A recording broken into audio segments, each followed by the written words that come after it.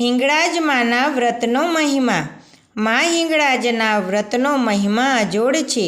જીવનની કાંટાળી કેળી સુખરૂપ નીવડે અને દરેક જાતની આદિ વ્યાધિ અને ઉપાધિઓ નષ્ટ થાય એ માટે આ કઠણ કળયુગમાં વ્રત ઉપવાસ અને અનુષ્ઠાનનું મહત્ત્વ આપણા પ્રાચીન ધર્મગ્રંથોમાં સુવર્ણ અક્ષરે લખાયેલું છે. જ્યારે માણસને ચારેય બાજુથી ઉપાધિ ઘેરી વળે, ક્યાંય આશાનું કિરણ દેખાતું ન હોય, ત્યારે તે માનવી આદ્યશક્તિ જગદંબાનું અનુષ્ઠાન કરે છે. મા એના જીવનમાં નવો પ્રાણ પૂરે છે, એને દુઃખમાંથી ઉગારી સુખરૂપી છાયા આપે છે. વ્રતના પ્રતાપે તો નવગ્રહના નડતર પણ ટળી જાય છે. મા હિંગળાજનું વ્રત દરેક વર્ણના નર નારી કરી શકે છે. સૌભાગ્યવતી સ્ત્રી પોતાનો ચૂડી ચાંદલો અમર રહે, પોતાનું કુળ કુટુંબની ચડતી રહે એ માટે માનું વ્રત આદરતી હોય છે. કુંવારી કન્યા પણ પોતાને મનગમતો જીવનસાથી મળે એ માટે માં હિંગળાજનું વ્રત કરતી હોય છે. વિધવા પણ પોતે ધર્મમય જીવન જીવી શકે એ માટે આ વ્રત કરતી હોય છે. આ વ્રતના પ્રતાપે માણસના જીવનની દરેક અધૂરી આશા પૂરી થાય છે. આ વ્રતને શ્રદ્ધા અને ભાવ થકી કરતાં દુઃખ દરિદ્ર દૂર જાય છે. કોઈ કારણસર સ્ત્રીને પતિ સુખની પ્રાપ્તિ ન થતી હોય તો આ વ્રતના પ્રભાવે પતિ કાયમ માટે તેનો થઈ જાય છે. પત્ની પિયરમાં રીસામણે બેઠી હોય તો પુરુષ આ વ્રત કરે તો પત્ની સદાય એના વશમાં રહે છે. માં હિંગળાજ જગત જનની છે.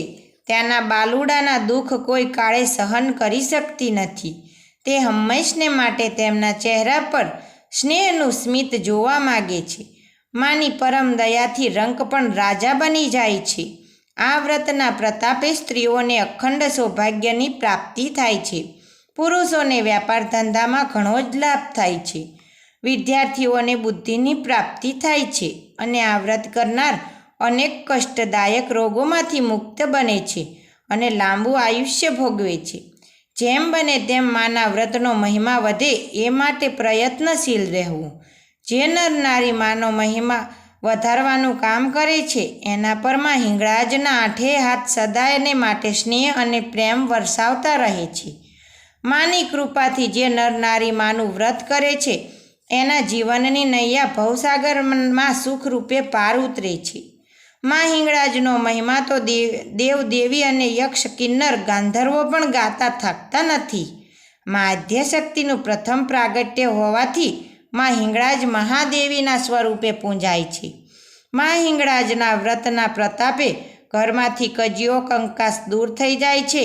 રિદ્ધિ સિદ્ધિ તે ઘેર આવી વસે છે. જ્યાં શક્તિ આવી વસે ત્યાં શ્રી હરિ પણ આવી વસે છે.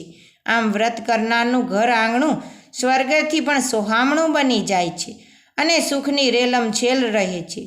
માટે માં હિંગળાજનું વ્રત શ્રદ્ધા અને ભાવભક્તિથી દરેક નર નારીએ આદરવું જોઈએ. બોલો માં હિંગળાજનો જય.